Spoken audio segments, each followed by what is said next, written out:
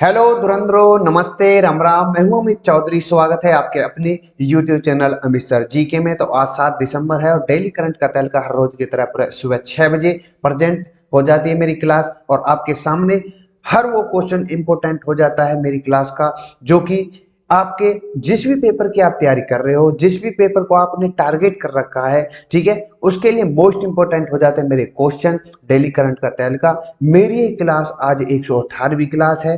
पिछली सभी क्लासों की जो कि डेली करंट का तहलका है, सभी करंट अफेयर आपकी पीडीएफ विद टेलीग्राम पर अमित सर जी के पे पड़ी ही हुई है। ए टू जेड पीडीएफ को आप प्रॉपर तरीके से पढ़ सकते हो अपने एग्जाम के लिए, ठीक है। जैसे कि मैं बताता हूँ, हर रोज मेरी ये क्लास होती है, हिंदी इंग्लिश दोनों में प्रोवाइड होती है, दोनों में ही प्रॉपर तरीके से मैं बताता हूँ अपने भाइयों को।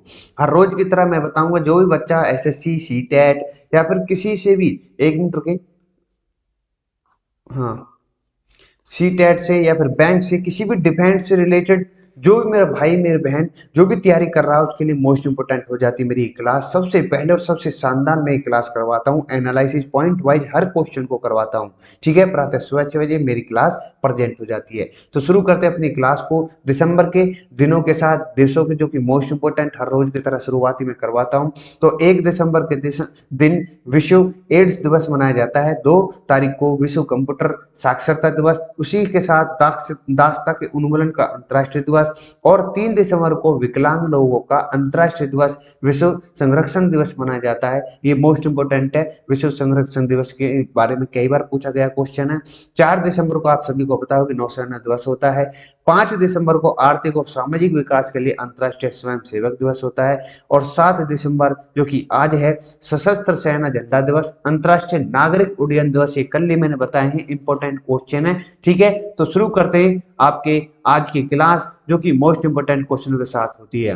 किस राज्य में दवाइयां पहुंचाने के लिए पहला ड्रोन, इंपोर्टेंट क्वेश्चन है, निशान लगा लेना मेरे भाई, पहला ड्रोन है जो कि स्टेशन बनाया गया है, इंपोर्टेंट क्वेश्चन है। तो किस राज्य में? झारखंड, केरल, मेघालय, राजस्थान। तो ये मेघालय के अंतर्गत दवाइयां पहुंचाने के लिए पहला ड्रोन स्टेशन को बनाया गया है। आप प्रॉपर तरीके से देख सकते हो। और मैं थोड़ा इसके बारे में बता दूं, मेघालय ड्रोन का उपयोग दवाइयां पहुंचाने के लिए पहला राज्य बन चुका है नॉर्थ ईस्ट में, सारे देश के अंतर्गत, ठीक है। दवाइयां पहुंचाने के लिए भारत का पहला ड्रोन स्टेशन मेघालय के वेस्ट गारो हिल्स, आपने बहुत बार मैंने पढ़ाया हुआ है, जिले के जगजल अनुमंडलीय अस्पताल में स्थापित किया गया है इस स्टेशन को। और ड्रोन सेवा मेघालय स्वास्थ्य प्रणाली सुदृढ़ीकरण परियोजना और टेक गई गल की संयुक्त पहल है ये, और विश्व बैंक द्वारा इसको विस्थापित या वित्त पोषित किया गया। मतलब कुल मिलाकर जो रुपया जो इसमें खर्च हुआ, उसको विश्व बैंक द्वारा लिया गया। हालांकि बाद में दे देंगे, पर लेकिन इस समय जो रुपए खर्च हुए हैं वो विश्व बैंक से आए हैं। और ये आपके सामने प्रॉपर तरीके से मैं बता रहा हूँ उसको। ड्रोन के जो पेलोड क्षमता है, 3 से 5 किलोग्राम तक ये दवाओं को ले सकता है, मतलब अपने अंदर वेट को रख सकता है, ठीक है। ये खास बात इसके अंतर्गत है, ठीक है। नेक्स्ट क्वेश्चन की तरफ चलते हैं, इंग्लिश में प्रोवाइड में कर ही देता हूँ आपके सामने। नेक्स्ट क्वेश्चन आपके सामने है, विकलांग कल्याण के लिए स्वतंत्र विभाग बनाने वाला भारत का पहला कौन सा राज्य बन गया है? विकलांग कल्याण के लिए स्वतंत्र विभाग, इंपोर्टेंट क्वेश्चन आप सभी को देख रहे होंगे शिंदे साहब। तो महाराष्ट्र के सीएम हैं, चीफ मिनिस्टर हैं, मुख्यमंत्री हैं, ठीक है, एकनाथ शिंदे ने विकलांग लोगों के लिए एक अलग दिव्यांग विभाग बनाने की घोषणा की, और ऐसा करने वाला भारत का पहला राज्य भी बन गया है। महाराष्ट्र सरकार ने नए विभाग के लिए 2063 पद सृजित किए हैं, और जिन्हें विकलांगों कल्याण के लिए नीतियां बनाने का काम पर सौंपा जाएगा। 2011 की जनगणना के अनुसार मैं बता दूं, भारत में 2.68 करोड़ कुल जनसंख्या का 2.2% लोग दिव्यांगजन हैं।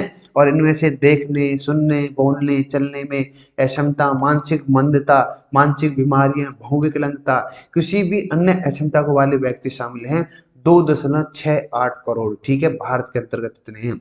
उनको लेकर के ये योजना या फिर ये जो आपके सामने पहल जो शुरू की गई है, जो दिव्यांग विभाग शुरू किया गया, महाराष्ट्र पहला राज्य बन चुका है। विकलांगता का विषय संविधान की 7वीं अनुसूची तहत राज्य सूची में वर्णित है। ये मैं कई बार बता चुका हूँ, आज फिर मैंने इस सूची को आपको बता दिया है। चलो नेक्स्ट क्वेश्चन की तरफ चलते हैं। किस व्यक्ति को बीएसई, बॉम्बे स्टॉक एक्सचेंज, आप सबने पढ़ा हो, के लिए नए एमडी सीईओ बने हैं, आपके सामने दिख रहे होंगे, ठीक है भाई। ये सुबोध कुमार जायसवाल, सुधर रमन है, आलोक वर्मा है, दिनकर गुप्ता है, तो यह सुंदर Raman is the right answer हो जाता है। याद कर लेना, 101% क्वेश्चन है। एशिया का सबसे पुराना स्टॉक बैंक है, ये आपको पता होना चाहिए, ठीक है। सुंदर रमन, राममूर्ति, आशीष चौहान जो कि पहले थे स्टॉक बॉम्बे स्टॉक बीएससी के, लगा लो, ठीक है, इसके सीयूएमडी, और उन्होंने लगभग 20 वर्ष तक नेशनल स्टॉक एक्सचेंज के साथ काम किया है, ठीक है, काफी एक्सपीरियंस थे। और बैंक निफ्टी जो कि जो शेयर बाजार होते हैं ना, वो ये, ठीक है, अप डाउन होता रहता, तो उसके एमडी बनाए हुए हैं। बेंचमार्क निफ्टी इंडेक्स, ये इसके बारे में, इंडेक्स के बारे में बताया हुआ है। बात करूं बीएसई की, बॉम्बे स्टॉक एक्सचेंज की, बीएसई भारत का प्रमुख एक्सचेंज है। यह 6 माइक्रोसेकंड की गति के साथ दुनिया का सबसे तेज स्टॉक एक्सचेंज है। पहले नंबर पर आपको बताने हैं, दो हैं, वो भी अमेरिका के हैं। इन कमेंट मुझे बता दो उन दोनों एक्सचेंजों का नाम, ठीक है। सेबी से अनुमोदन प्राप्त करने वाला पहला स्टॉक एक्सचेंज है। इसने 13 मार्च 2012 को अपना एम SMI प्लेटफॉर्म लॉन्च किया था, ये इंपॉर्टेंट है। और मैं बता दूं, इसकी स्थापना 1875 में की गई। ये एशिया का सबसे पुराना स्टॉक एक्सचेंज है और मुंबई में इसका मुख्यालय है, मुंबई में है स्थित है, ठीक है। इसके अध्यक्ष जो हैं वो हैं MS मुद्रा जी, ठीक है। ये आप सभी को पता होना चाहिए। और अभी फिलहाल जो CMD MD है वो मैं बता चुका हूँ। चलो नेक्स्ट क्वेश्चन की तरफ चलते हैं। नेक्स्ट क्वेश्चन आपके सामने है, किसके द्वारा भारत असमानता रिपोर्ट 2022 डिजिटल डिवाइड जारी शुरू कर रहा है या शुरू की गई है? फिक के द्वारा, इंडिया न्यूज, या DN, या किसकी रिपोर्ट है, किसके द्वारा है? Oxfam India. तो ऑक्सफैम इंडिया जो है, इन कमेंट मुझे एक चीज और बताना, चलो आगे बताऊंगा। तो ऑक्सफैम इंडिया के द्वारा इसको भारत असमानता रिपोर्ट जारी की, जिसको इंडियन इनइक्वालिटी रिपोर्ट, ठीक है, कि भारत के संविधान में इनइक्वालिटी को लेकर के किस आर्टिकल में देगा, ये मुझे बताना, ठीक है, इन कमेंट में। चलो नेक्स्ट क्वेश्चन आपके सामने है, भारत में जो इंटरनेट इस्तेमाल करने वाले सिर्फ 1/3 महिलाएं उपस्थित है, मतलब जो यूज करती हैं इंटरनेट को, मोबाइल फोन को, ठीक है। पुरुषों की तुलना में 15% कम महिलाएं पास मोबाइल फोन नहीं है, और मतलब कम महिलाओं के पास मोबाइल फोन है, बाकी के पास नहीं है। और 33% कम मोबाइल इंटरनेट सेवाओं का उपयोग करती हैं। अध्ययन के अनुसार एशिया प्रांत क्षेत्र में भारत में इंटरनेट का उपयोग करने के सबसे बड़ा लैंगिक अंतर है ये क्वेश्चन आ सकता है। और इंटरनेट की पहुंच महाराष्ट्र में सबसे अधिक है, ठीक है। कई राज्य हैं सूचीबद्ध दिए रखे हैं। 99% ग्रामीण आबादी के पास कंप्यूटर नहीं है, जबकि शहरी आबादी के पास 7% वृद्धि देखी गई है। ये आंकड़े बता रहे हैं, ठीक है। और रिपोर्ट जानकारी जो दी गई 2018 से 2021 तक आयोजित centre for monitoring Indian economic के घरेलू सर्वेक्षण आंकड़े को विश्लेषण किया गया है। ये आपके सामने जो मैं बता रहा हूँ आपको, ठीक है मेरे भाई, सभी के सभी इंपॉर्टेंट है।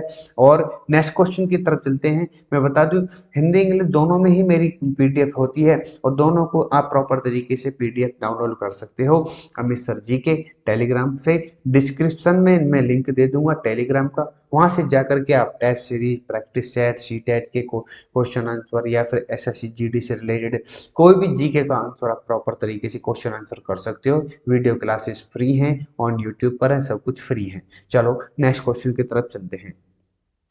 नेक्स्ट क्वेश्चन आपके सामने है, किसने अंतरराष्ट्रीय निशानेबाज खेल महासंघ, जिसको ISSF international shooting sport federation president's cup जीता है? तो ये है मनु भाकर जी, रुद्राक्ष पाटिल, या फिर अर्जुन बबूता, या अभिषेक वर्मा जी। तो आपके सामने दिख रहे होंगे, ये रुद्राक्ष पाटिल हैं, इन्होंने ही ISSF को प्रेसिडेंसी को जीता है। ये इंपॉर्टेंट है, वह एक भारतीय निशानेबाज हैं। उन्होंने मिस्र के काहिरा में आयोजित ISSF प्रेसिडेंसी कप जीता है। और 10 मीटर राइफल मुकाबले में इटली के डैनालो सोलाजी को 16-8 से हराया। कुल मिलाकर इस ISSF प्रेसिडेंसी कप को जीतने के बाद इनका सिलेक्शन हो चुका है, जो पेरिस में 2024 में ओलंपिक होने वाला है, ठीक है।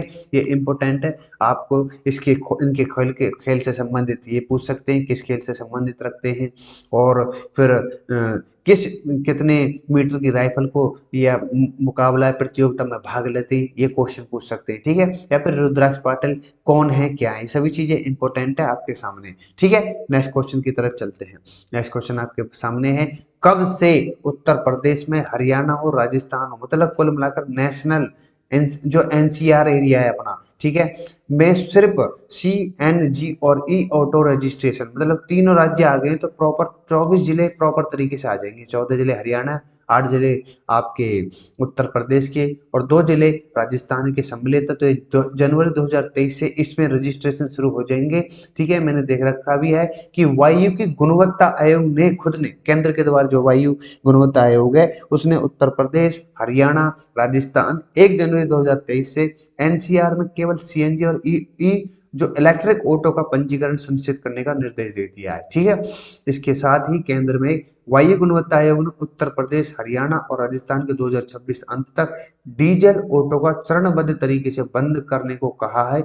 ये मतलब जो बात केंद्र सरकार द्वारा जो कही गई है वो मान्य होगी। 2026 तक जो टाइम दे दिया तो दे दिया। ठीक है, एनसीआर दिल्ली हरियाणा के 14 जिले, उत्तर प्रदेश के 8 जिले और राजस्थान के 2 जिले शामिल हैं। डिजिटल ऑटो रिक्शा में सीएनजी में बदलने के लिए दिल्ली में वर्ष 1998 में एक कार्यक्रम शुरू किया गया था। ये भी आपको पता होनी चाहिए। ठीक है मेरे भाई, चलो नेक्स्ट क्वेश्चन की तरफ चलते हैं। आशा करता हूँ सभी के सभी क्वेश्चन आपको प्रॉपर तरीके से समझ में आ रहे होंगे।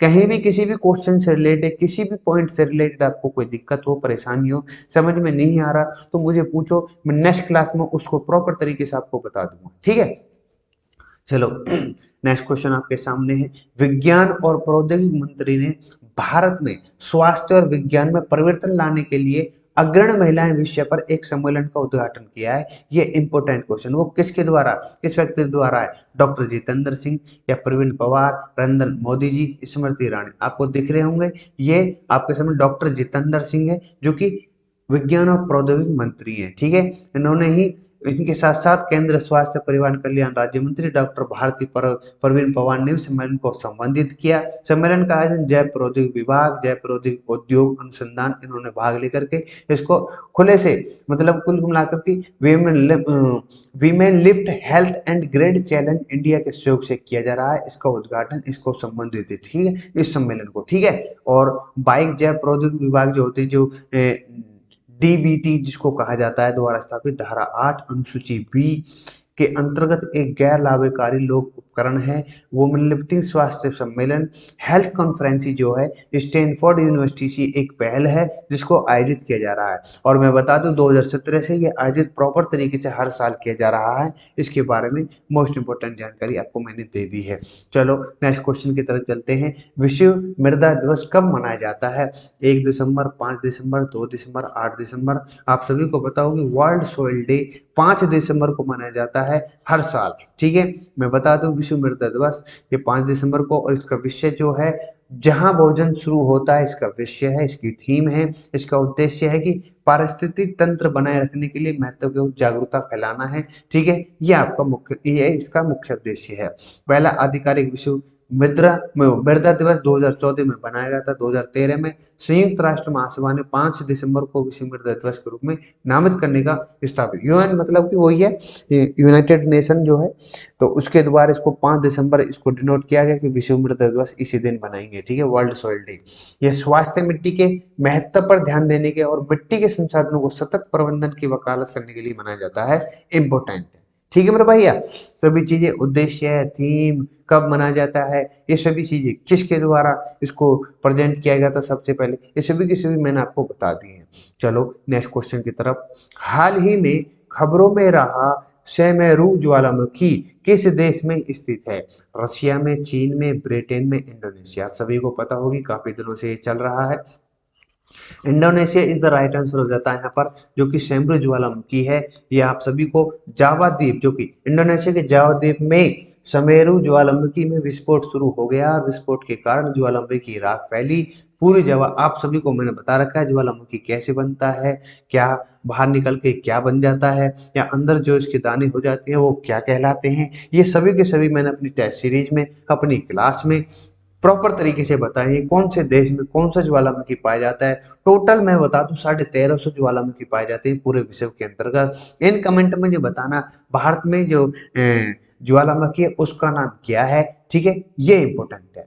ठीक है, तो विस्फोट के कारण ज्वालामुखी में राख फैली पूर्वी जावा में, प्रांत 2000 से अधिक निवासियों को सुरक्षित हटा दिया गया है, क्योंकि यहाँ पर ज्वालामुखी के फटने से और क्या पता नुकसान हो जाए किसी प्रकार से, तो इसलिए पहले ही अवेयरनेस जागरूक कर दिया गया है सबको, ये इम्पोर्टेंट। ठीक है, ये जो है माउंट सेमुर राजधानी जकार्ता से लगभग 640 किलोमीटर दक्षिण पूर्व में स्थित है। ये जो ज्वालामुखी है इम्पोर्टेंट है, क्या पता आपसे क्वेश्चन पूछ ले एग्जामिनर। ठीक है, नेक्स्ट क्वेश्चन आपके सामने है, किस देश ने B-21 नाम का एक अपना नवीनतम परमाणु स्टेल हेल्थ बम्पर एयरक्राफ्ट, जो बॉम्बर सॉरी बॉम्बर जो है बॉम्ब गिराने वाला एयरक्राफ्ट लॉन्च किया है? तो रशिया, पुर्तगाल, अमेरिका, स्विट्जरलैंड। तो कौन करेगा? अमेरिका करेगा। ठीक है, आप प्रॉपर तरीके से देख सकते हो, B-20 नाम इसका नाम है। अमेरिकी वायुसेना ने B-21 नामक अपनी नवीनतम परमाणु स्टेल्थ बमवर्षक विमान का अनुकरण किया है, जो शीत युद्ध में पहले उड़ाए गए विमानों को धीरे धीरे रिप्लेस कर देगा। इस नए बमवर्षक विमान की कीमत लगभग 700 मिलियन अमेरिकी डॉलर हो चुकी है, और यह परमाणु पारंपरिक हथियार से ले जा सकता है। ये आपको दिख रहा है प्रॉपर तरीके से, यही है B-21। ये क्वेश्चन 101% आने की आशंका है जीडी के अंतर्गत। चलो नेक्स्ट क्वेश्चन आपके सामने है, भारत में चुनावी बॉन्ड की बिक्री और नगदीकरण के लिए एकमात्र अधिकृत संस्था कौन सी है? वो है RBI, SBI, bank of India, Tata bank. ठीक है, तो state bank of India is the right, भारतीय reserve bank is the right answer हो जाता है यहाँ पर। ठीक है, जिसको चुनावी बॉन्ड के बिक्री और नगदीकरण के लिए सहारा लिया जाता है। सरकार ने देश भर में भारतीय स्टेट बैंक, जो कि स्टेट बैंक ऑफ इंडिया की 29 शाखाओं के माध्यम से चुनावी बॉन्ड की बिक्री नगदीकरण का अधिकृत किया है। चुनावी बॉन्ड एक ऐसे व्यक्ति द्वारा खरीदे जा सकते हैं जो भारत का नागरिक है या भारत के निगमित या स्थापित है। एक व्यक्ति अकेले अन्य व्यक्तियों के साथ संयुक्त रूप से चुनावी बॉन्ड खरीद सकता है। ये भी सभी चीजें एसबीआई लागू करता है, एसबीआई सुविधा देता है। आपके सामने मैंने बता दी सभी चीजें। ठीक है, चलो आज की क्लास के अंतर्गत इतना ही था। मैं आशा करता हूँ भाई, मैं जो समझाने की कोशिश कर रहा हूँ आप सभी भाइयों को प्रॉपर तरीके से, जो भी मैं अभी तक जितने भी मैंने क्वेश्चन करवाए, जितने भी क्लास के अंतर्गत जितने भी मैंने क्वेश्चन करवाने की कोशिश की है, वो सभी के सभी आपके समझ में आए होंगे। और ये भी मैं आपको बताना चाहता हूँ कि मेरे द्वारा सीटेट की और आने वाले कुछ दिनों में एसएससी जीडी को लेकर के क्लासेस शुरू होने वाली है। टेस्ट सीरीज प्रॉपर तरीके से करवाऊंगा। ठीक है, जो कि 101% पूछेगा ही पूछेगा एग्जामिनर। ठीक है, तो आज का सेशन, आज की क्लास कैसी लगी मेरे भाइयों? लाइक शेयर सब्सक्राइब से पता चल जाएगी। ठीक है, तो जय हिंद, जय भारत। मिलते हैं नेक्स्ट क्लास के अंतर्गत।